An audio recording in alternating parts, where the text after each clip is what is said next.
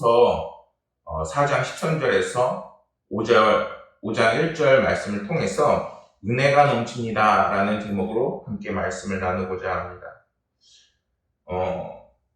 이 말씀을 선택하게 된 계기가 있는데 15절 말씀에 이렇게 있습니다. 이러한 모든 것이 너희를 위함이니 많은 사람의 감사로 말미암은 은혜가 더하여 넘쳐서 하나님께 영광을 돌리게 하려 합니다. 이 말씀을 보는데 이번에는 이 말씀을 전해야 되겠구나 이런 생각이 들었습니다.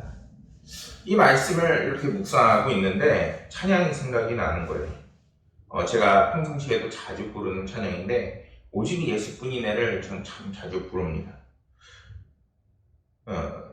그 가사를 보면 이렇죠. 은혜가 아니면 살아갈 수가 없네. 호흡마저도 다 주의 것이니 세상 평안과 위로 내게 없어도 오직 예수뿐이네. 크신 계획 다 볼 수도 없고 작은 고난에 지쳐도 주께 묶인 나의 모든 삶 버티고 견디게 하시네. 은혜 아니면 살아갈 수가 없네. 나의 모든 것 다 주께 맡기니 참된 평안과 위로 내게 주신 주 예수 오직 예수뿐이네. 가사가 이렇게 됩니다. 이 찬양이 그렇게 생각이 나는 거예요. 특히 은혜 아니면 살아갈 수 없다는 이 가사가 너무나도 생각이 드는 겁니다. 15절 말씀에서 말했듯이 이는 모든 것이 너희를 위함이니 많은 사람의 감사로 말미암은 은혜가 더하여 넘쳐서 하나님께 영광을 돌리게 하려 함이라 라고 말씀했습니다. 사실 이 말씀을 계속 묵상하고 이 찬양도 계속 부르면서 살아가는데 생각보다 제가 은혜 가운데 살지 못하고 있다는 것을 좀 더 정확히 말하면 은혜를 털어먹고 있는 자신의 모습을 보게 되는 거예요. 어떻게 털어먹냐면은 바로 말로. 이제 그 사람들한테 이야기를 할 때 오히려 사람들한테는 축복의 말 그리고 은혜의 말을 많이 하죠. 근데 정작 나와 가까운 사람 또한 가족들 이렇게 얘기하면은 약간의 불평이 섞인 말을 그렇게 많이 해요. 그러면은 가족들이랑 같이 있는 시간이 있을 때에는 오히려 그들을 축복해주고 그리고 사랑한다고 또는 이야기를 많이 들어주고 이래야 되는데 이제 사역을 하다 보니까 어떻게 보면 이것도 별로고 저것도 별로고 또는 오히려 생각보다 감사하다 이런 얘기를 잘 안 하는 거예요. 그러니까 막상 말할 때는 좋은데 말하고 나면은 어느새 하나님께 받았던 은혜는 다 털어먹고 없는 거예요. 그러니까 이러면 안 되겠다 이런 생각이 들었던 거죠. 하나님께서는 우리에게 넘치는 은혜와 그리고 심지어 영광을 올려드릴 수 있게끔 우리에게 은혜를 더해 주시는데 오히려 나는 그거를 나의 감정과 또는 나의 생각과 그리고 나의 불평불만으로 털고 그리고 잊어버리고 있지는 않는지 돌아보게 되었던 것입니다. 그리고 나서 이제는 한 주를 살면서 오히려 은혜를 더해주는 삶을 살려고 많이 말을 조심하고 그리고 이제 행동도 조심하려고 했죠. 그런데 오히려 생각보다 쉽지가 않더라는 것이죠. 만약에 은혜가 넘치는 이야기를 하려고 하면 어떻게 되나요? 오히려 불만보다는 감사의 그 말을 해야 되고 또한 어떻게 보면 하나님의 은혜를 찬양하고 그리고 말씀과 그리고 기도와 성령이 이끄는 삶이 될 수 있도록 계속 말씀과 기도를 가까이 해야 되는 저희들의 삶이 되어야 하는 것입니다. 그런데 역시 쉽지가 않은 거예요. 왜냐면은 사람들한테는 그렇게 하기가 쉬운데 왜냐면은 이제 성도들이고 또는 다른 사람들이고 근데 가족들한테 그게 쉽게 되지 않더라는 것이죠. 그런데 우리가 가만히 돌아보면은 그것이 많은 은혜를 깎아먹는 정말 잘못된 생각이라는 것을 분명히 알게 됩니다. 주님은 우리에게 참된 평안과 위로를 주시지만 생각보다 나의 입에서 나가는 것은 은혜보다는 이제 은혜를 잊어버리게 하고 또한 하나님께서는 영광을 올리게끔 우리에게 더해주시는데 하나님의 영광을 찾을 수 없는 우리의 삶을 끊임없이 발견하게 되는 것이죠. 사실 주변 환경도 그렇게 만들어요. 왜냐면은 우리가 불평을 할 수밖에 없고 만족함이 없고 또한 우리에게 정말 어려운 환경들이 많이 열리기 때문입니다. 그런데 분명한 것은 그런 고난과 어려움 속에서도 우리에게 분명한 하나님의 은혜가 넘치게끔 하나님께서는 분명히 도와주실 수가 있으십니다. 오늘 함께 나눈 말씀에서 고린도 4장의 그 말씀은 사도 바울이 시편 116편의 그 말씀을 인용해서 전하는 말씀이 담겨져 있는 내용입니다. 시편 116편에는 이제 다윗이라고 예상이 되는 시가 있는데, 그런데 이 시의 전반부인 1절부터 11절 말씀을 보면은 극심한 고통 중에서 부르짖는 그 시인의 간구에 응답하신 하나님의 놀라운 역사가 담겨져 있는 그러한 시입니다. 시편 116편의 5절부터 7절 말씀을 제가 읽어드리면은, 여호와는 은혜로우시며 의로우시며 우리 하나님은 긍휼이 많으시도다. 여호와께서 순진한 자를 지키시나니 내가 어려울 때 나를 구원하셨도다. 내 영혼아 내 평안함으로 돌아갈지어다. 여호와께서 너를 후대하심이로다. 이렇게 같은 내용을 전하고 있는 것이죠. 시인은 자신의 그 환난 중에도 여호와 하나님께서 역사하시며 자신의 그 구원을 이제 더해주시며 결국에는 승리하게 될 것이라는 신앙의 그 고백을 하고 있습니다. 그리고 그러한 고백이 이제는 사도 바울도 나의 고백이라 오늘 말씀에서 전하고 있는 것이죠. 이런 사도 바울의 그 신앙적 태도에는 이제 하나님께서 우리를 영원한 부활 그리고 영생에 들어가게 하실 것이라는 그 부활 신앙이 들어가 있는 내용입니다. 이러한 사도 바울의 그 최후 승리에 대한 그 신앙은 오늘날 우리들에게도 굉장히 보고 본받을 만한 그런 신앙적 태도입니다. 왜냐하면 최후의 승리에 대한 확신은 우리 믿음의 성도들에게는 반드시 있을 하나님의 은혜와 축복과 그리고 무한한 그 영광을 분명하게 드러내는 것이기 때문인 것이죠.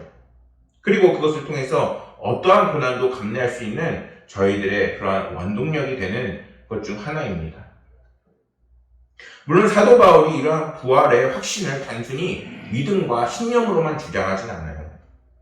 성경에서는 이러한 부활 신앙과 그 믿음을 다양한 말씀으로 우리에게 전해주는데, 대표적으로 시편 49편 15절 말씀은 이렇게 나와 있습니다. 그러나 하나님은 나를 영접하시리니 이러므로 내 영혼을 스올의 권세에서 건져내시리로다. 아멘.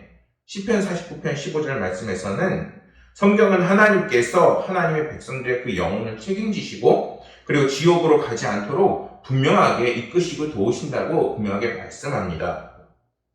또한 이사야 26편 19절에는 이러한 말씀이 있습니다. 주의 죽은 자들은 살아나고 그들의 시체들은 일어나리이다. 티끌에 누운 자들아 너희는 깨어 노래하라. 주의 이슬은 빛난 이슬이니 땅이 죽은 자들을 내려놓으리로다. 하나님께서 분명한 믿음의 그 하나님의 백성들의 부활과 그리고 구원이 이미 하나님께서는 끊임없이 예비되어 있고 준비되어 있음을 분명하게 말씀합니다. 성경은 이렇게 하나님의 백성들의 그 영혼을 하나님께서 책임지시고 이제는 그것을 넘어 이제는 부활의 첫 열매가 되신 예수 그리스도를 그 믿음으로 인하면은 우리도 그 부활에 참여할 수 있다고 분명하게 말씀합니다. 사랑하는 여러분, 진정한 주님을 우리의 구주로 영접한 사람은 이제는 그 믿음으로 하나님의 영광에 참여할 수 있을 뿐만 아니라 그것이 원동력이 되어 오늘날과 같이 코로나 바이러스로 힘들고 그리고 어려운 모든 곳에서 희망과 소망을 잃지 않고 더욱더 신앙의 삶을 붙잡고 믿음의 삶 그리고 신앙 생활을 끊임없이 열심히 해나갈 수 있게 되는 것입니다. 그러니까 사랑하는 여러분, 이러한 최후 승리의 그 말씀을 잊어버리지 마시기 소망합니다. 그것을 가질 때에 우리에게 더욱더 큰 힘이 분명하게 넘치게 될 것이기 때문입니다. 그리고 사도 바울은 이제는 겉사람은 낡아지나 우리의 속사람은 날로 새로워지는도다 라고 고백을 합니다. 여기서 겉사람이란 우리가 그 말 표현에서도 알 수 있듯이 우리 나이를 먹는 우리의 육체를 이야기하는 거예요. 우리의 육체는 어떻죠? 세월이 흐르게 되면은 조금씩 눈도 안 보이고 또한 팔도 아프고 그리고 또 허리도 아프고 때로는 병원도 많이 가야 되고 우리는 지금 병원이라도 갈 수 있지 사도 바울 때는 아프면은 정말 답이 없는 거예요. 오직 하나님한테 의지할 수밖에 없는 것이죠. 어떠한 방법도 없어요. 그런데 고린도후서 11장 23절에 이러한 말씀이 있습니다. 그들이 그리스도의 일꾼이냐 정신없는 말을 하거니와 나는 더 그러하도다. 내가 수고를 넘치도록 하고 옥에 갇히기도 더 많이 하고 매도 수없이 맞고 여러 번 죽을 뻔하였으니. 이렇게 자신의 그 고난과 육신이 분명하게 늙어가고 있음을 이야기합니다. 전도 여행 그 과정에 있어 수많은 마여를 맞고 수많은 고초를 당했으니 얼마나 그 육신이 다른 사람들보다 더 빨리 늙어갈까요? 아파할까요? 사도 바울의 그 겉모습은 아마 이전과는 정말 비교할 수가 없을 것입니다. 왜냐하면 이제는 그리스도인들을 핍박하기 위해서 정말 다메섹까지 당당하게 걸어가서 힘차게 사람을 때리고 그리고 그들을 가두고 끌어내고 그러기 위하려면 몸이 건강해야 되고 얼마나 힘이 넘쳤겠어요. 그런데 지금 방금 이야기했듯이 그는 헐벗고 굶주리고 옥에 갇히고 매맞고 이제는 그 육신이 이제는 정말 힘들고 어려울 수밖에 없는 그러한 형편이 되고 있음을 분명하게 말씀을 통해서 우리는 볼 수 있습니다. 그런데 그러한 사도 바울이 우리에게 얘기하는 거예요. 겉사람은 낡아지나 우리의 속사람은 날로 새로워지는도다. 여기에서 속사람은 이제는 성령과 그 말씀으로 거듭난 우리들을 이야기하는 것입니다. 이제는 주를 위해 살고 복음을 전하기 위해 사는 그 자신이 이제는 육신은 노쇠해지고 그리고 몸은 힘들지 모르지만 거듭난 영혼만큼은 이제는 나날이 성장하는 끊임없는 성장의 삶을 살고 있음을 분명하게 말씀하고 있는 겁니다. 그렇기 때문에 우리의 신앙의 삶도 나날이 성장하는 삶이라는 것이죠.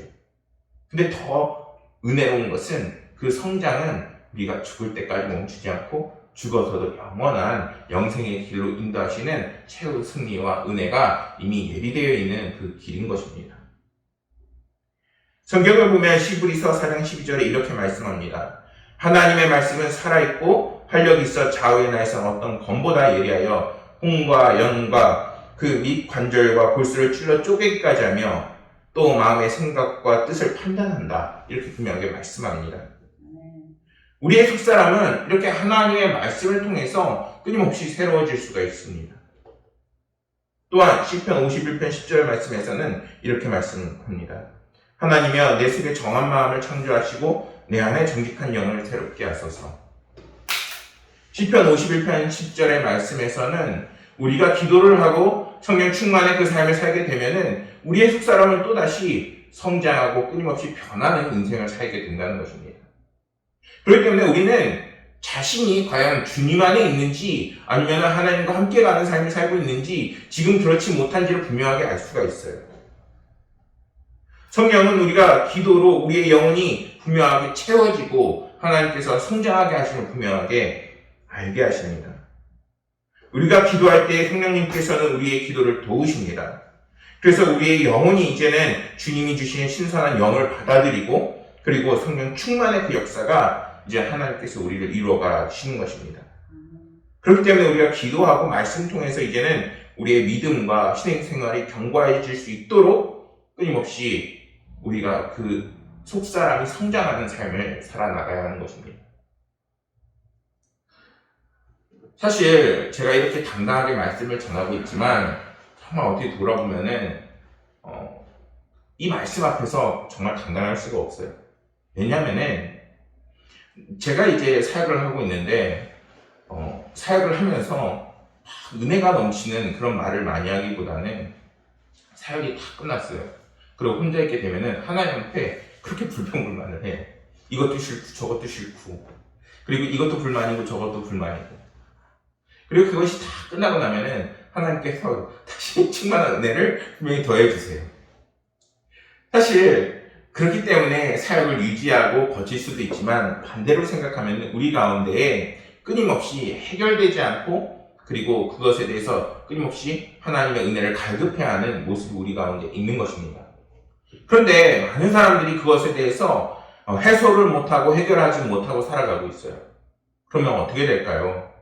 속사람이 성장해야 되는 우리의 사람들의 기본적인 그 모습이 이제는 정체가 되어지고 그리고 그것에 대해서 변화를 받지 못하게 되는 그런 안타까운 모습이 되어지게 되는 것입니다. 그렇기 때문에 우리는 이제는 하나님께서 이제 우리를 성장시키실 수 있도록 우리의 마음을 활짝 열 수 있어야 하고, 그리고 이제는 말씀과 성령이 우리 가운데 들어올 수 있도록 끊임없이 주님을 찾고 주님을 바라보는 그런 신앙의 삶을 밟아 나가야 하는 것입니다. 그리고 끊임없이 이렇게 말씀과 기도 앞에서도 우리가 육신을 갖고 있기 때문에 우리는 완전하지 않습니다. 우리의 육신은 나의 즐거움, 그리고 또 나의 생각, 나의 판단을 우선시하는 경향이 있기 때문입니다. 그래서 만일 우리가 죄악을 따라가는 경우가 생긴다면은 그곳에서 깨달았을 때 속히 돌아서고 주님 앞에 회개할 수 있는 낮은 마음이 우리 가운데 끊임없이 있어야 되는 것입니다. 그렇기에 하나님 보시기에 기쁨이 되는 삶, 그리고 돌이키고 회개를 하고 이제는 말씀과 성령의 그 충만한 삶을 살 수 있도록 끊임없이 우리를 연단하고, 그리고 오늘 말씀과 같이 사도 바울의 그 모습을 이제는 반면교사 삼아 이제는 우리가 이제 노력할 수 있어야 하는 것입니다. 그리고 사도 바울은 분명하게 우리에게 이야기합니다. 17절 말씀을 보면은 우리가 잠시 받은 환난에 경한 것이 크고 영원한 영광 중의 것을 우리에게 이루게 하려 함이니, 주님께서 우리에게 환난이 오고 시련이 와도 그것을 통해서 우리가 영광받을 수 있고, 그리고 함께 그 영광에 참여할 수 있는 것을 통하여서 하나님께서는 이제는 중요한 것을 우리에게 이루게 한다 분명하게 말씀합니다. 그 중요한 게 무엇일까요? 아까 서두에 얘기했던 하나님의 영원한 그런 축복과 은혜인 것입니다. 우리 말씀과 연관해 고린도후서 1장 9절에서는 이렇게 말씀합니다. 우리는 우리 자신이 사형 선고를 받은 줄 알았으니, 이렇게 말씀에 나와 있어요. 너무나도 환난이 심해서 이제는 살 소망까지 끊어지는 그런 우리의 삶 속에서 이제는 사도 바울은 잠시 받는 환난이라고 이야기합니다. 우리가 지금 받고 있는 고난이 어떻게 잠시 받는 환난이 될 수 있을까요? 그거는 이제는 주님께서 그 모든 상황에 함께 하시고 도우시게 되면은 이렇게 커 보였던 고난과 어려움이 작아져 보이게 되고, 또한 그것을 통해서 이제는 그 모든 것이 하나님의 은혜로 분명히 도우심을 받을 것을 사도 바울은 이야기하는 것입니다. 그렇다면 이러한 환난과 고난 속에서 우리는 어떻게 은혜가 넘치게 우리의 삶을 이끌 수 있을까요? 먼저 환난은 우리 그리스도인들을 하나님만 의지하게 만드는 경향이 있습니다. 사도 바울은 고린도후서 1장 9절의 말씀에서 후반부에 이렇게 말씀합니다. 우리는 우리 자신이 사형 선고를 받은 줄 알았으니 이는 우리로 자기를 의심하지 말고 오직 죽은 자를 다시 살리시는 하나님만 의지하게 하려 합니다. 사랑하는 여러분, 이제는 우리가 하나님을 의지하고 주님만을 바라보는 삶을 살아야 합니다. 세상에 다양한 것들이 있고, 또한 지금 코로나 상황이라고 해서 우리가 다른 것을 바라보고 떠나는 것이 아니라 주님을 바라볼 때에 우리의 마음이 삐죽삐죽 나가는 것을 주님께서 막아주시고, 이제는 은혜의 삶으로 끊임없이 초청하시며, 그리고 우리의 모든 불만과 억울함을 하나님께서 순환시킬 수 있도록 분명하게 도와주십니다. 그렇게 주님은 그 과정을 연단의 과정이요, 전근과 같이 나아가는 그런 훈련의 과정이라고 분명하게 말씀합니다. 그래서 오직 전능하신 하나님을 의지할 때에 우리의 삶은 분명하게 충만해질 수 있고 은혜가 넘치는 삶으로 분명하게 초청받을 수 있습니다. 다음으로 하나님의 백성은 환난이 이제 있을 때에 분명한 보상이 있다는 것을 알아야 합니다. 마태복음 5장 12절 말씀에 이렇게 말씀합니다. 기뻐하고 즐거워하라, 하늘에서 너희의 상이 큼이라. 너희 전에 있던 선지자들도 이같이 박해하였느니라. 하나님께서는 이미 우리에게 이 땅의 삶뿐만 아니라 넘어서 정말 주님을 만나서 천국에 가서까지도 우리에게 넘치는 은혜와 그리고 그것을 우리에게 예비했다고 분명하게 말씀합니다. 열심히 충성하는 하나님의 그 성도가 핍박과 수모와 멸시와 비난을 받을 때에 하나님께서는 그거에 비례해서 상급을 예비해 놓으십니다. 이것이 주님을 사랑하는 자들에게 반드시 있을 생명의 그 멸류관을 약속하신다는 것입니다. 사랑하는 여러분, 우리가 세상에서 참 살기가 힘들어요. 지금은 사도 바울 때처럼 맞고 어떻게 보면은 비난을 받는 것은 좀 덜할 수 있지만 지금 코로나 상황 가운데에서도 우리가 예배드린다 하면은 얼마나 힘이 들어요. 그러나 우리에게 분명하게 하나님께서 말씀하시는 것은 그 상황 가운데서도 우리가 그리스도인임을 지키고 또한 믿음과 성령과 하나님을 바라보는 그 일에 열심히 있을 때 하나님께서는 그거에 반드시 응답하셔서 하나님께서 넘치는 은혜의 축복을 우리에게 주심을 분명히 믿으시길 소망합니다. 그것은 영원한 영과 그리고 중요한 것을 우리에게 이루는 그 길인 것입니다. 그리고 우리는 세상의 환난과 어려움을 두려워할 필요가 없습니다. 왜냐하면 하나님께서 우리에게 이미 더 큰 은혜를 예비해 놓고 계시기 때문입니다. 그럴 때 우리는 우리 입 가운데에 주여 주님께서 주시는 은혜가 넘치나이다 라는 그런 고백이 있어야 하는 것입니다. 사랑하는 여러분, 우리의 심령을 만지시고 나아가 우리의 모든 것을 책임지시는 주님을 바라보고 주님께서 약속하시는 그 약속의 말씀을 이제는 우리 가운데 담아두길 간절히 소망합니다. 그럴 때 모든 순간이 은혜가 되어지고 모든 순간이 하나님께서 도우심을 받는 그러한 순간으로 바뀌게 될 것입니다. 그러한 은혜와 소망이 넘치는 우리 고강은혜교회 성도님들이 되시기를 간절히 소망하겠습니다. 기도하겠습니다.